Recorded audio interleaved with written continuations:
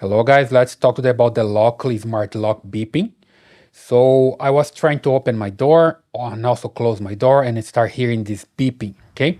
So it's a constant beeping and I hear all the time when I'm trying to close my door, open my door.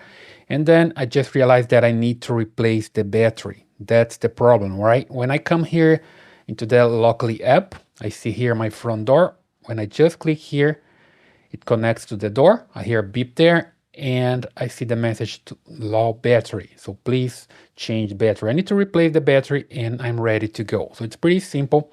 You just need to go there, open the case, and then replace the battery with new ones and you're good to go. It's just a question of having new batteries in place and the Locally will start working again, okay? Then when you come back to your mobile phone, you see that everything is good now, no beeping at all, right? So pretty simple like that. If your Locally is just beeping, just replace the battery and you're ready to go, right? I hope you like this video. Please subscribe to this channel, leave your thumbs up and your comments, and I see you in the next one.